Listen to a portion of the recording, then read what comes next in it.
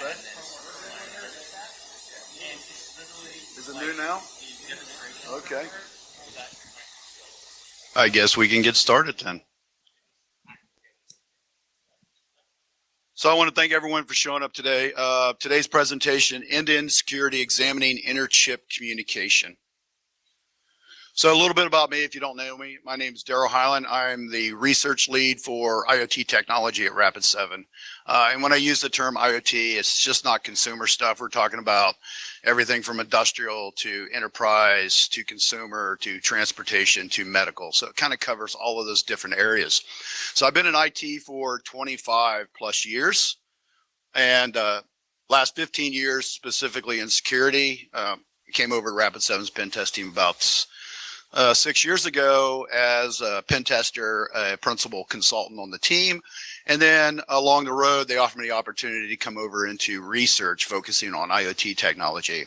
And that was a lot of fun. The funny part is when they offered me the position, I didn't even know what the hell IoT was. So I'm like, hell yeah, I'll take it. What am I supposed to do? So that was kind of fun journey over the last number of years. I've been to all 9 DerbyCons. Anyone else here? All 9 DerbyCons? Oh, outstanding. And I've had the privilege of speaking this is my 7th time speaking here at DerbyCon, and it's been a blast. Sad that it's the last year, but hopefully we're going out with a bang. So in this particular research project, as I showed on slide 1, lower left-hand corner, part 1. This is an ongoing research project. In this project, or in what we're going to talk about today, I'm not going to talk about any specific vulnerabilities. There's no published vulnerabilities right now. So we're going to talk about process, some of the things I've done, what the end game is, what we expect to accomplish in the long haul, and how we're going to move forward in the future. So I expect this thing is going to follow 3 parts, which we'll kind of use in the closeout, where we're going to take it next and where we go after that. Probably more than 3 parts, but we're going to start with the first 3 parts. So why? What's the purpose of doing this type of research? From an end-to-end security understanding, I really want to know how the functionality works. So we want to gather information about how the devices are working and functioning. We want to understand end-to-end security, because often we're challenged with, if I'm looking at an IoT technology and I know the cloud side of it is secure, they're encrypting it properly, and let's say they're communicating over Bluetooth, Zigbee, Z-Wave, and they're doing it right, and that's secure. How do I know what the end-to-end security looks like? Well, we dive into inter-chip communication. We start looking at what's taking place at that point, because all that encryption is typically stripped away, and now we can see the raw data transactions that are actually going through the system and really get an understanding of the ecosystems. So why? I want to identify new attack vectors. What we can find out by looking at inter-chip communication around end-to-end security, and can I discern information that I can pull out and take it externally and carry attacks against the device. Vulnerability identification. Obviously, we want to find vulnerabilities so we can make products better and more secure. And then weaponizing the product, which I'll talk about a little more during this presentation. It's the idea of, if I'm looking at bridging technology for unroutable protocols, which is the focus, can I take that bridge device and do stuff to it that I can turn it into a weapon where I can use to attack other end devices? So it's one of the things we're working on. So the target focus, IoT technology, obviously, but we're focusing on non-routable protocols. An example, you have Bluetooth Low Energy, which is very common in IoT technology. For it to be internet aware, you have to have some kind of bridging device. This is where we're looking at the inter-chip communication to gather that detail where all the encryption is stripped away, and we're looking at the raw communications that's going to the end device to control it. So when we're looking at this is kind of the 3 typical models that I see the bridging technology laid out for chip functionality. We have, like in the particular presentation, we're focused on Bluetooth as part 1 phase.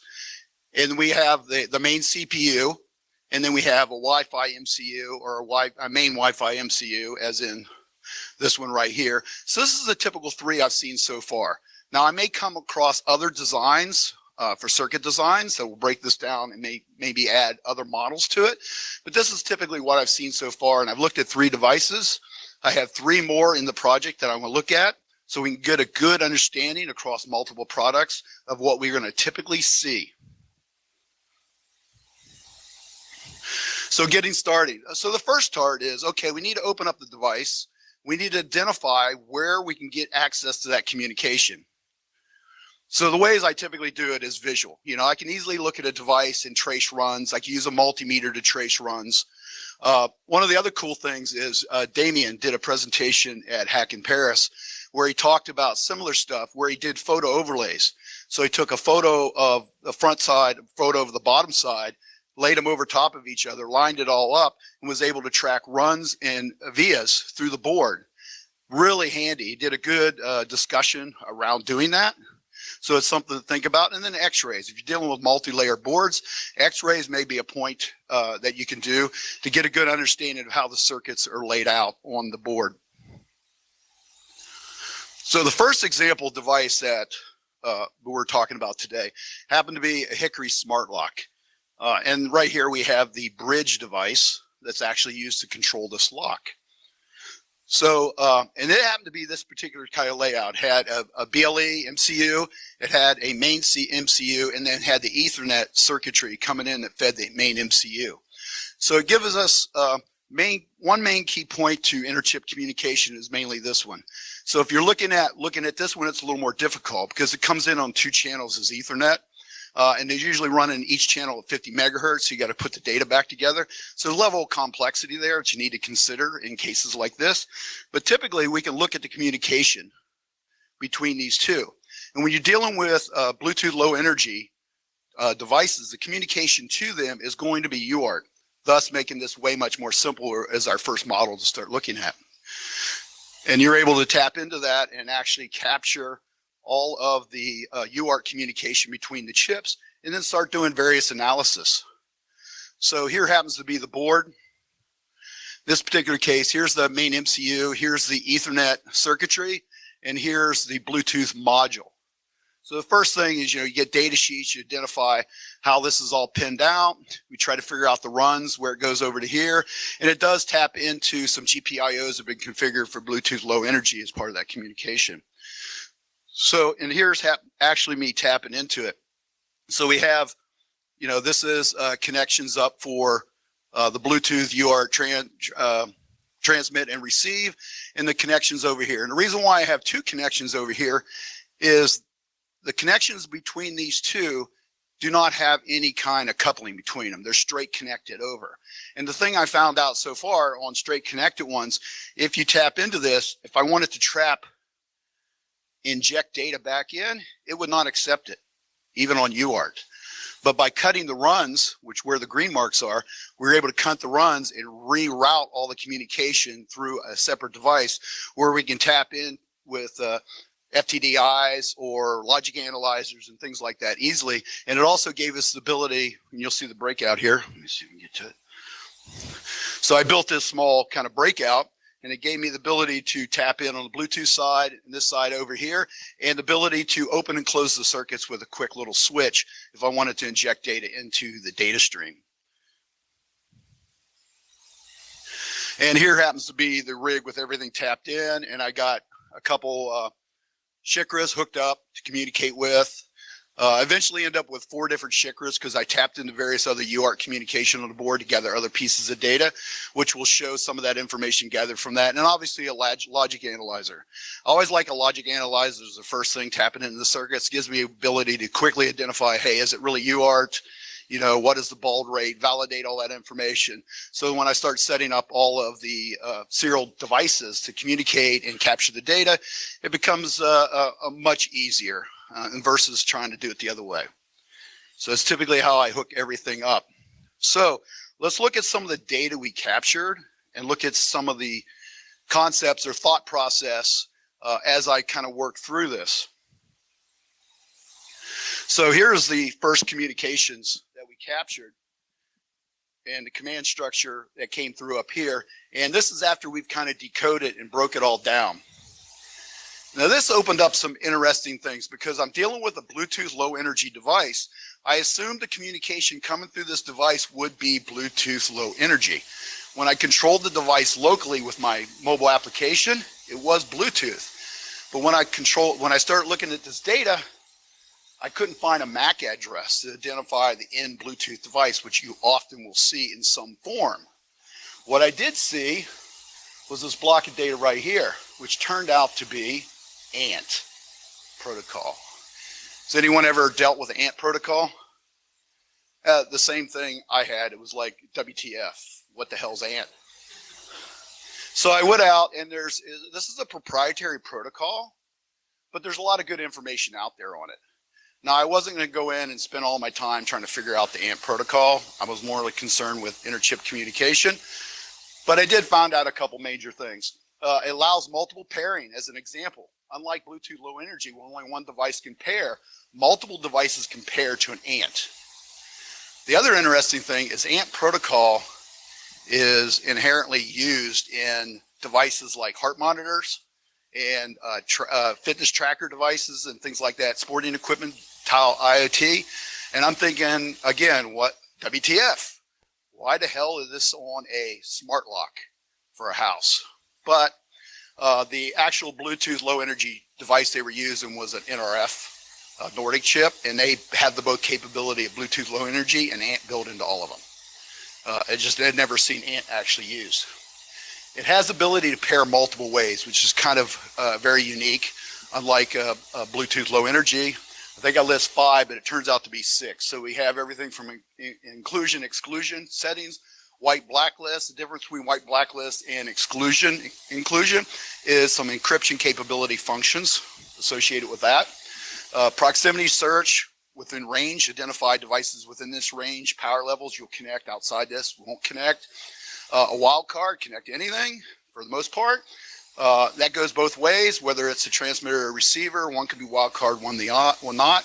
It won't connect unless both of them are wildcard or the one has the connection data in it for that particular device. This weird master-slave pairing, which is very similar to standard BLE, and the other one was a broadcast. There was a broadcast traffic. So it broadcasts all of its information, and it purely broadcasts, don't typically receive, and you can capture the data and receive it all that way. So that's all we're going to cover on ANT. Coming back over here, now that we had ANT protocol, I started looking at this whole thing. ANT does not use a typical MAC address. It uses an address structure like this. So instantly, I was able to discover, hey, we're communicating with ANT protocol. It gives me a little more information about this decode. We also come down and we have things like the command structure. 2, close the lock. 0, 1, open the lock. Fairly straightforward.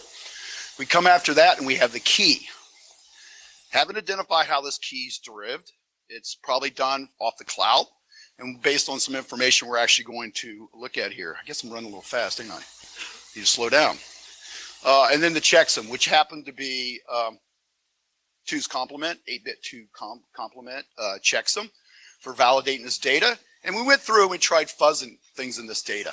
And it was interesting because this timing sequence, you would think if I change the timing sequence on this and update the CRC, it would work. It did not. Any alterations to everything outside of this, obviously you change the device identifier for ANT, it's not going to work. So I was never able to get this to actually work by making any kind of modifications to some of the timing structure.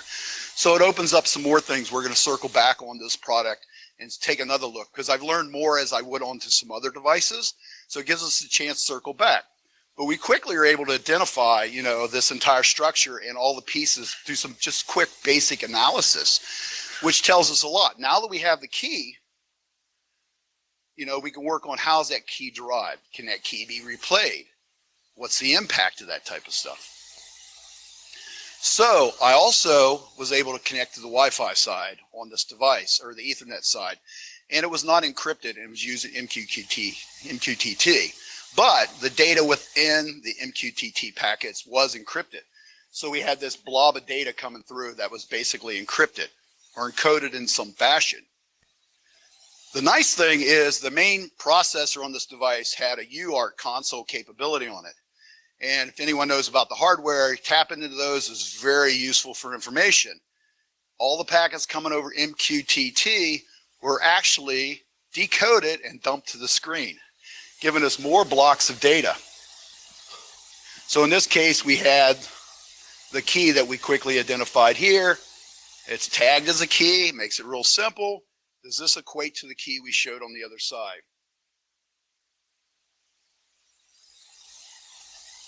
And there we go.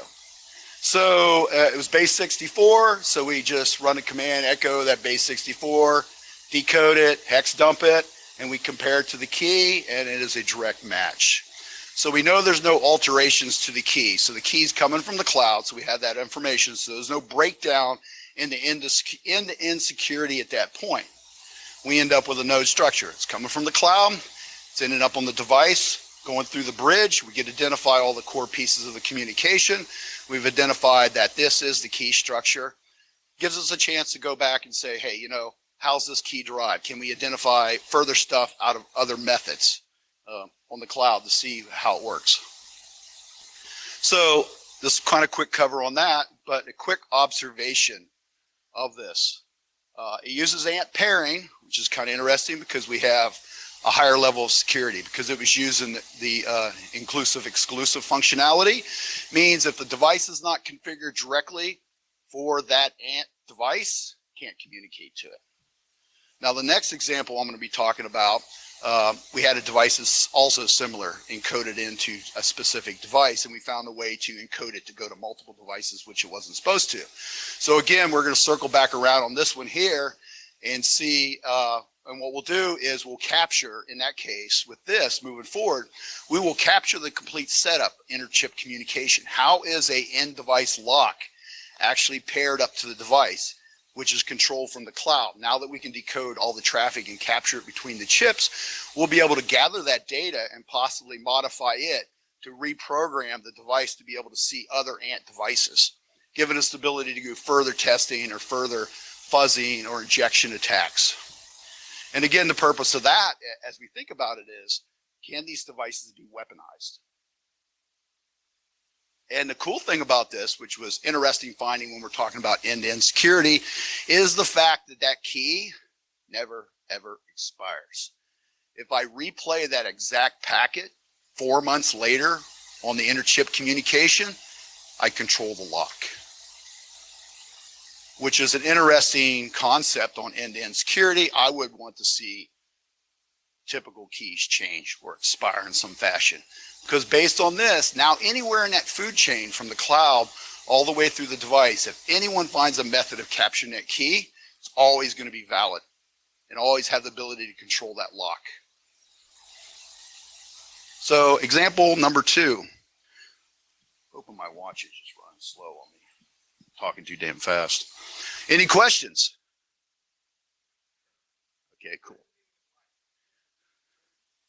Hack all things and drink all the booze. Yes, sir.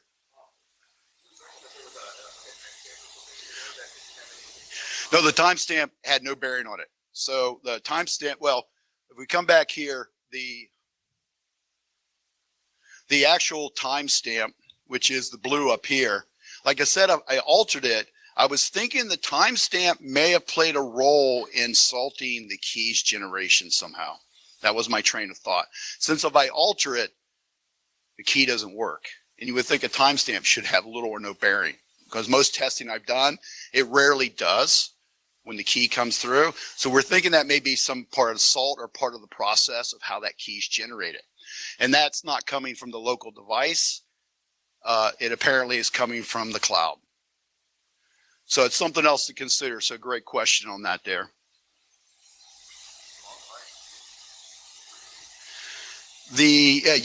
Like I said, the key changes every time a packet comes through. So if I open the lock, close the lock, open the lock, close the lock, every time that'll be a different key because it's also a different timestamp on every one of them. But once a key is generated, it can easily be replayed. But remember, we're replaying it in the circuit, so we already control the device. The thing is, can that key have some impact external? If you can capture those two pieces of data, since the key never appears to expire, it becomes a potential risk. So, someone had a question back here? Yes, sir.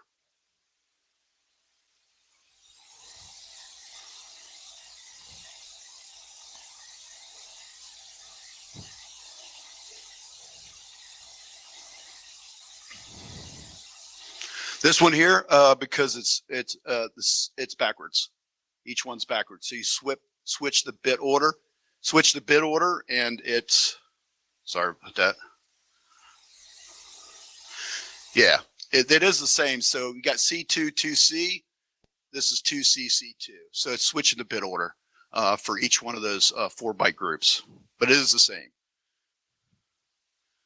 Okay, so let's move on to the next example. The next example, I'm not going to mention the vendor's name. Like I said, we're not releasing any vulnerabilities. This is not meant to disparage any of the vendors. This is just some research around concepts and how we can better understand end-to-end security and make products better and create methods and methodologies and potentially tools to help us do all this more efficiently. So on this one, I did a lock also. So I wanted both locks on this. So this was all generated in the last 5 days or 4 days. So this stuff was updated all the way up until like 2 days ago because we started finding some really interesting things as we started digging. So this was kind of fascinating as we kind of worked through this. In this particular case, it was Wi-Fi out here.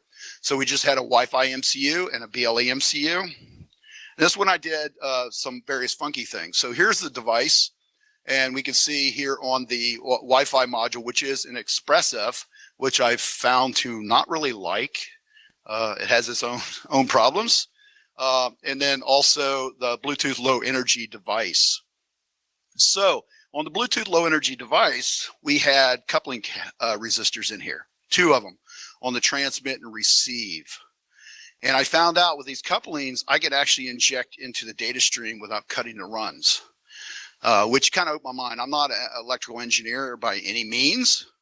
So it started me thinking on, how can we build tools in the future to be efficient across the board and possibly avoid cutting the runs in any case. But in this case here, I was wanting to tap into this device and I needed to tap in appropriately because I found out that if I ended up loading on this side of the resistor on the receive transmit or the transmit, if I loaded on the receive side of this from the transmit, that it would cause all communication to not function or fail. So then I started thinking, okay, I want to tap into this. So a lot of it's like figuring out how to tap in these devices, do it right, get data off of them. This one here had no runs on this side of the board. They all went to the other side of the board. And I was trying to find an effective way to tap into this thing. So we jumped the other side of the board and we have the runs over here. So we can easily cut the runs and tap in there if we wanted to route it through a control board. But I wanted to do, that resistor was in a place that was uncomfortable for me. So what I did on this side of the board was I cut the run like I would normally do. And then I soldered it up. And then I transferred the load resistor to that side of the board. So I reconfigured the board layout so I could better easily tap into it without making weird alterations to the other side, which worked pretty good to a certain point. Because of the way I had it hooked up, apparently caused some kind of load issues. I'm just guessing on the ExpressF, and I freaking killed it.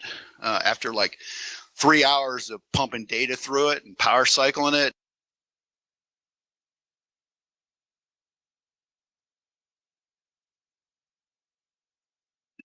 it ended up killing the ExpressF.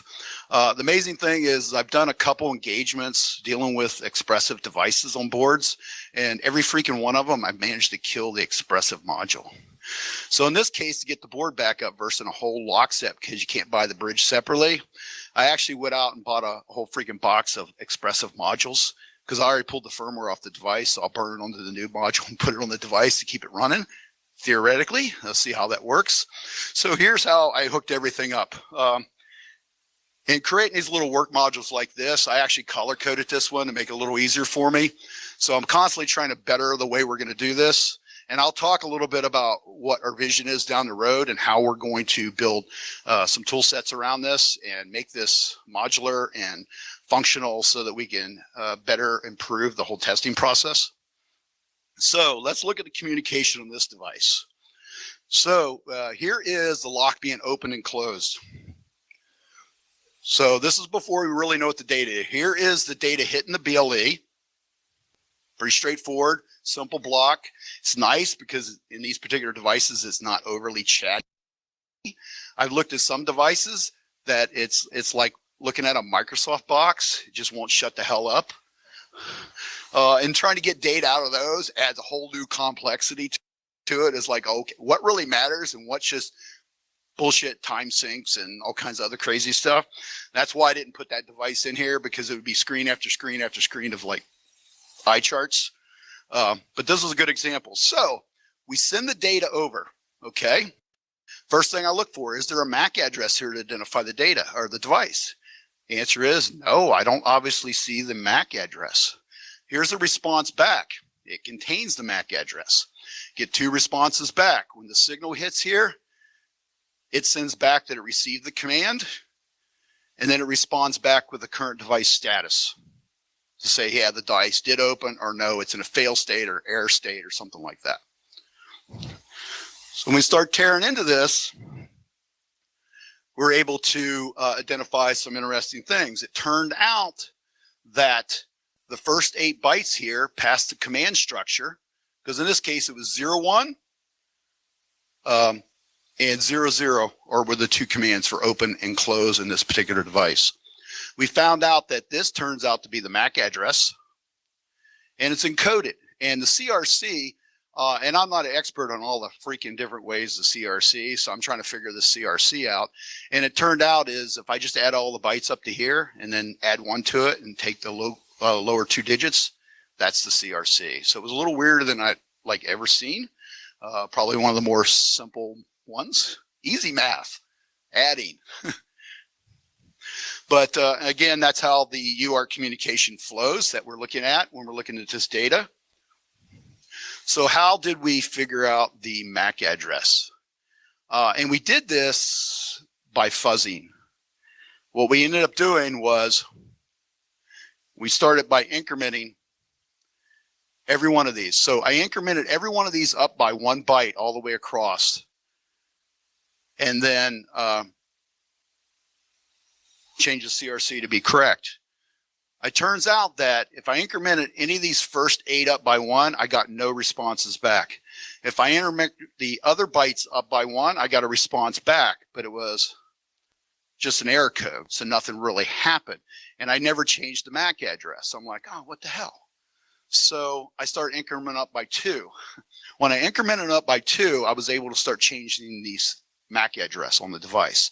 So now we managed to decode down where we can identify the MAC address. And here is a sample of changing those, give you an idea. We just changed the, the first byte, second byte, third, fourth, fifth, incremented up by 2, and we can see the various pattern. Pattern's a little more difficult there. If we just change the first one, the pattern is visually obvious. And what I did was like, okay, I'm busy. Let's utilize my coworkers at, we haven't got the decode complete, but I threw it out there because it was only a few days ago and said, hey guys, who likes puzzles? I suck at puzzles. I'm good at visual identifying patterns and building off that. And I assumed this is all some standard programmatic algorithm that's used to turn this 6 bytes into 8 bytes, and probably not overly complex. But looking at the pattern, it seemed a little complex, because if you change the first 4 bytes of this, it would only change the first digit of the MAC address down the road. The second 4 bytes would change the second digit down the road. But I got an email today from one of the guys. He goes, I got the pattern, and he kind of wrote it all up on what he saw. There was a couple glitches in that we need to go back and resolve, but hopefully within the next week or 2, we'll have the entire pattern, which will give us the ability to change the MAC address going through the device, which is one of the key things we want to do. So then, since I had 2 of these devices, I said, well, let's go ahead and test how we can actually send data through from both these devices. So I took data captured from interchip on one bridge, tried to play it on the other bridge. It gave me an error code back. It was like an 81 or 85 kind of error code on that 4.1 return. So I got an error code, so it didn't recognize it. So I'm like, okay, why? So what I did was I blew everything down and I captured all interchip communication through the configuration of enabling the bridge and assigning a lock to it. And this is what we got here. So we did a remove bridge from the lock, add bridge to the lock. We captured all the data. So no matter what lock you do, what bridge you add, it's pretty much all the same. It's a standard code string, which is interesting. So then we can actually tell the device to ignore the lock. But it turns out it didn't really ignore the lock. What I ended up figuring out, and if you look at these ones, these are all the same. The only one different is this part right here, which is the standard key that's used to turn the lock on and off. Oh, one other thing I forgot to mention, key never changes. So if you have a lock, that key coming through there is always the same key. Interesting observation. So what I did was I said, okay, let's go ahead and we'll send all these commands on interchip communication, follow with all these commands, and then give it a different MAC address for the other device, the other lock. And when I did that, I had the ability to control 2 locks from this device, even though it was designed to only pair with 1 lock. So now the whole idea of potentially weaponizing a device becomes available right here. Because once I identify the MAC address in the coding and hopefully the encryption or the keying mechanism, which is inherently getting shorter here, we're only up to 8 bytes, it could potentially give us the ability to potentially brute force or attack a device. We can identify somebody else's device and potentially attack it. I think I have a slate. Oh, so real quick on observations. So it does BLA pairing, which is nice. Less of a headache, no ant. Okay, BLA pairing is fairly straightforward. It has encoded communications, which we're in the process of hashing out. So I say within a week, we'll know the encoding for the MAC address, and now we'll have control of that part of the communication. It uses the same key. So every key comes through to turn that lock on or open or close that lock. It's the same key, never changes. And you can replay it, so it doesn't seem to time out either. At least within a week time frame. Now I'll come back 6 months down the road and try it again and see, well, how long does it run? So when it starts doing that, you know, I start thinking, are we looking at true, we're looking at a key, but what does that key consisted of? What level of complexity goes into generating that key? And as the key space gets smaller and the fact that they never expire starts telling me a lot of things about the whole keying mechanisms, that it may not be as advanced as we think. Still a lot to figure out, and we're still working down that road. Okay, so what was I wanting to cover? Okay. So one other thing I didn't get in this slide, it was the last thing I did before I walked out of the building, out of my house to head here. After I was able to control the 2 locks, I start looking at this key right here. And I start altering these to see if I can still control the lock, open it and close it. Can we shorten the key space? Turned out that on this byte right here, I can increment that up or down so many bytes and the lock still controls. That's not part of the key. Something else, not sure what it is yet, but it's not part of the key. That means the key space now apparently has dropped down to 6 bytes. Smaller and smaller we get. At that level there, can we do fuzzing attacks to brute force some kind of key?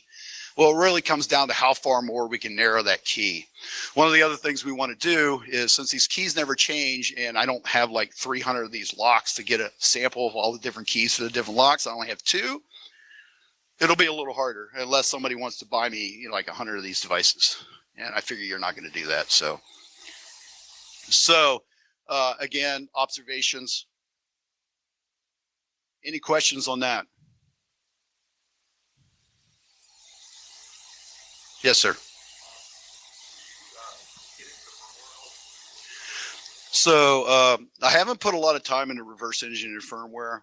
The idea is, it may sound strange. One, I'm not the greatest reverser, so it takes me like 5 times longer than any normal person that does reversing. But I didn't want to confuse. I wanted all the data to start off with making as much analysis as I can based on data that I can pull from the circuit board directly in communication. Because that's what the whole thing's about. Because there's a number of times you're not going to easily get the firmware off these devices, without some kind of, power glitching attacks or things like that. So that adds more level of complexity. Both of these devices were nice enough that they never bothered to set the no readback bit, so I was able to get the firmware. So I have the firmware. So I've taken some really basic level checks in there and say, okay, am I identifying anything that looks like a key structure that could be used for decoding? But I haven't put it up into any kind of debug or anything like that to wholly identify that. That'll probably be one of the things down the road. Once you get to a certain point and go, okay, I'm stumped, I can't pull any more out of my ass, let's go ahead and look at a little deeper look at the firmware and see if that reveals any more answers to the keying mechanism or the decoding of the keying mechanisms. So good question. Any other questions?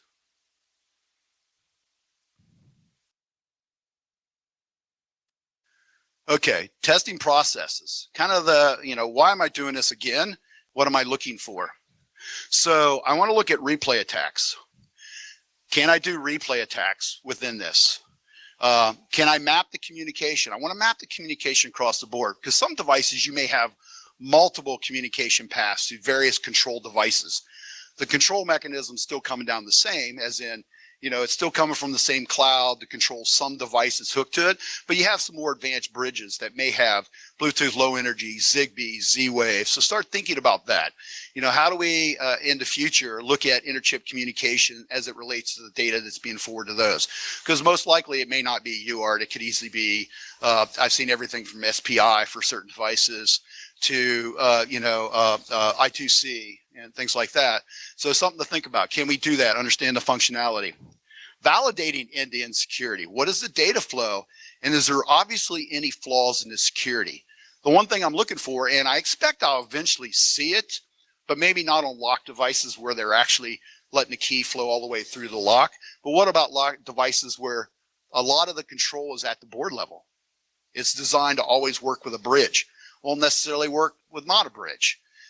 Does the bridge do some of the processing and at that point fail to actually pass the key through, process it here and just tell the damn thing to turn on or off, and break that entire security from end to end? So I'm looking for stuff like that. Ejection attacks and fuzzing. Can we automate some of the fuzzing? So most of the fuzzing I did was manual.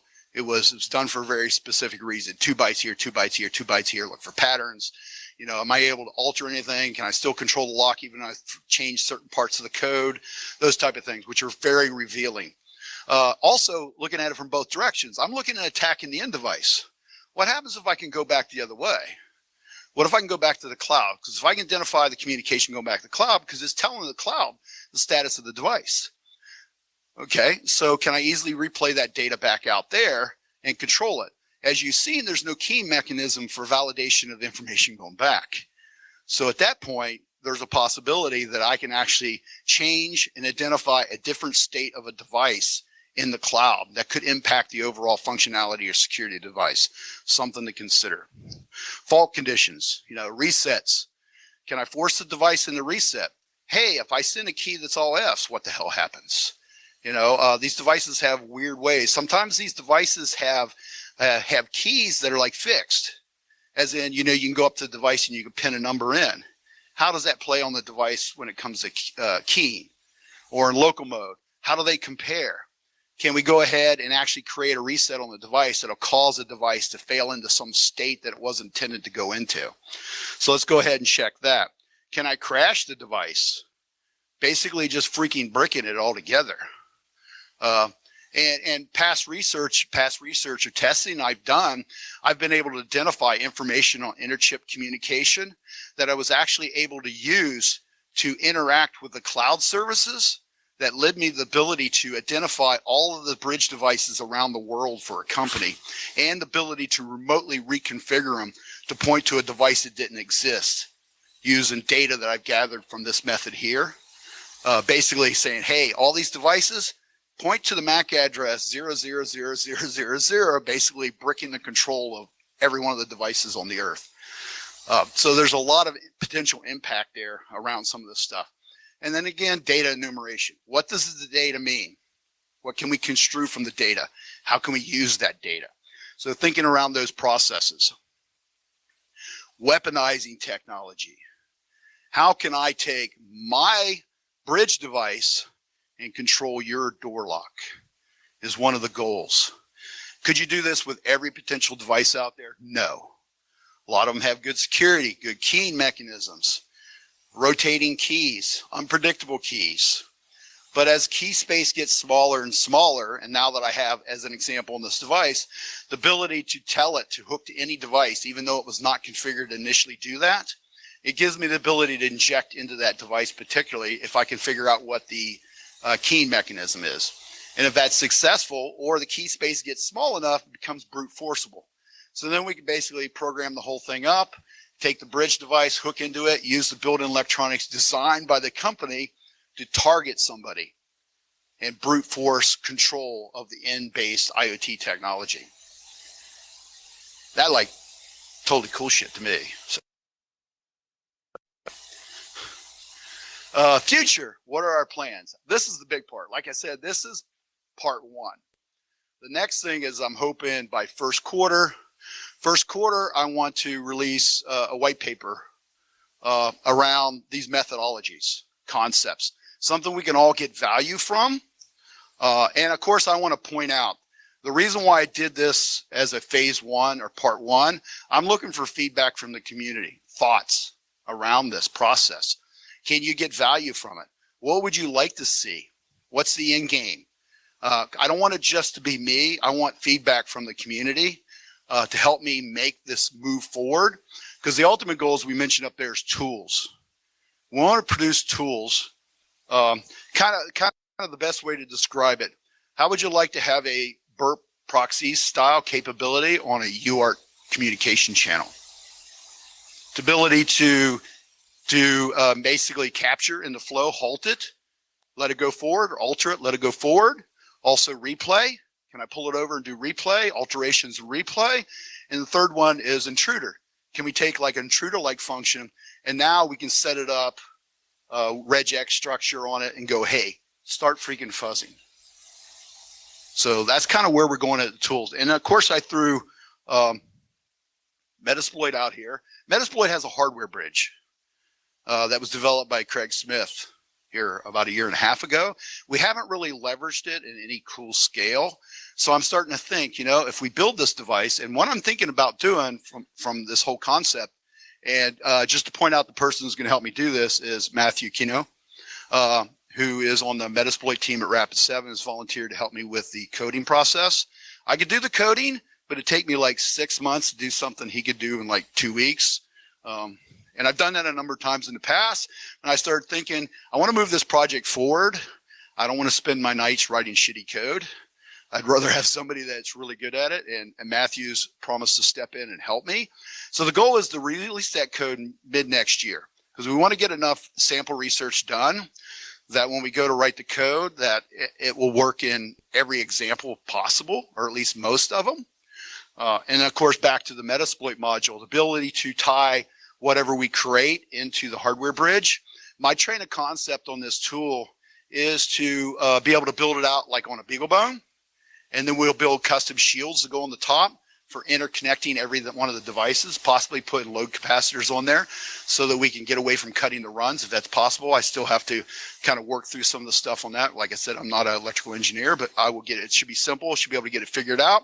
And basically we end up with a device with a shield on it, like some of those other devices, where you can easily just hook all the connections to it. And now you have full control to capture, fuzz, replay, all of these capabilities within the system. Of course, if we're going to capture, it's going to have to go through the device. So it's probably still going to have to cut the runs. That's kind of where we see this moving forward in the future. I hope everyone's interested in that idea and would find some value in it. I know a couple of my friends are very interested in getting involved in it. And in the end, when we release this, we'll kind of make it available. Obviously, we're going to open source the whole thing, not into keeping things quiet, because I want it to be used by other people so that we can actually make it better, and then also get feedback on it so we can add more functions and features. I don't know if there's another slide, but going forward, this is all UART communication, which is typically what's used for Bluetooth Low Energy. We want to be able to communicate and figure out all the communications that's used for Zigbee, Z-Wave, and all of the standard protocols that we're seeing, or the standard chips and communications we're seeing, to be able to get inter-chip communications available on all of those different protocols where it's possible. I mean, there may be some technical issues we may run into, but we'll work through those when we get there. So I expect this project to span out several years as we add more capability and more features to handle more inter-chip communication methods. And so here's my contact information. Don't hesitate to reach out to me. Follow me on Twitter. Shoot me an email. If you think I'm full of shit, shoot me an email. If you think this is brilliant, best thing since sliced bread, shoot me an email. The goal is to make this happen. Any questions at this point? Come on, you got to have some questions. Yes, sir.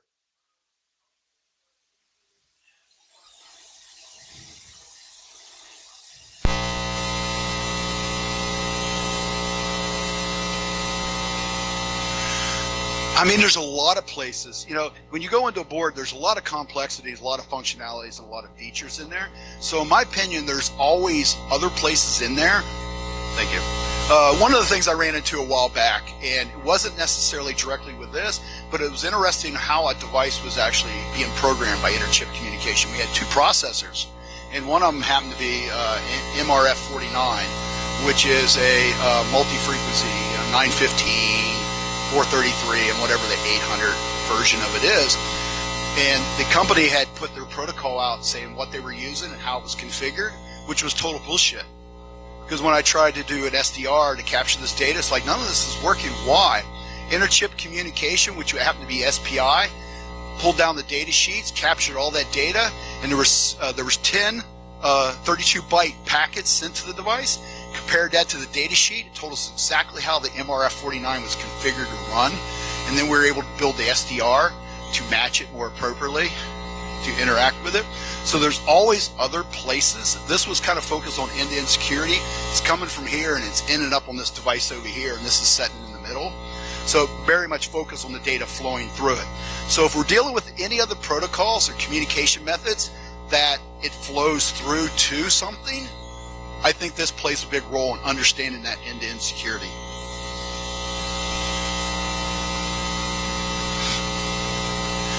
Well, yeah, that's interesting, but and there's a lot of good papers written on the subject out there, but there's a level of complexity dealing with, obviously, with RAM and the fact that it's parallel communication. And if you look at the board, they have all these like squiggly lines leading to RAM thing because it's all very time dependent. So everything has to hit the chip at the same time.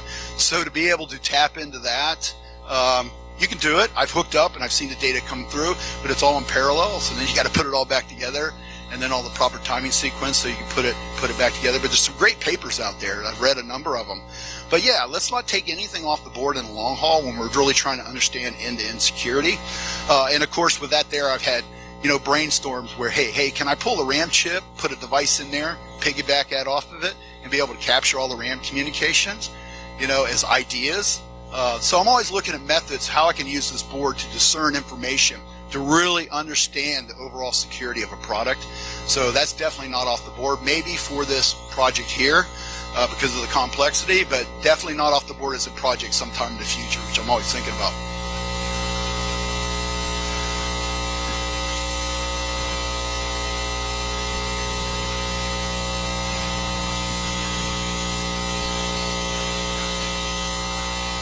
So we're looking for a good name for it.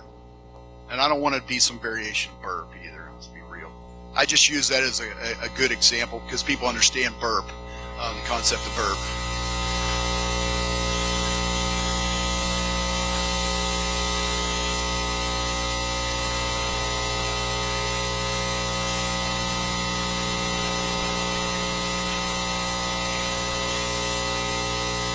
Most of what I found out on UART, based on how the device is designed, but most of the time I don't.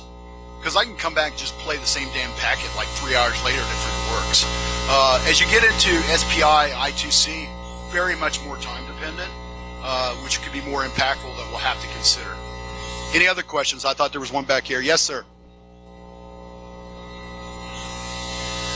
Okay, Craig Smith wrote if you know Craig Smith, he does transportation car hacking stuff. He wrote a module in Metasploit to give you the ability to connect to hardware used to test other hardware. And our idea is if we create this device as basically a piece of hardware using a BeagleBone? Can we actually pair it to that and maybe automate some of the testing via Metasploit modules that we can create? That's kind of the concept. Yeah, you would take your machine, you would hook the BeagleBone up to it. It would set up a channel between Metasploit. It would set up a session, almost like a normal session, but then it could send command structures through there. Yeah. Yes, sir.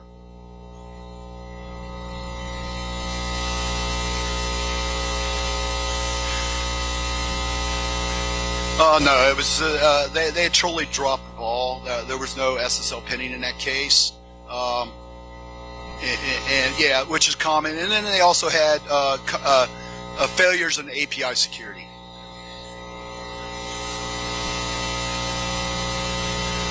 Yeah, well, basically what I did was I was able to identify vulnerabilities within the API, within the APIs originally, and then be able to take the replay data that I was playing with to alter that, because the APIs were failing on security because they were expecting machine-to-machine communication, so there was a level of trust.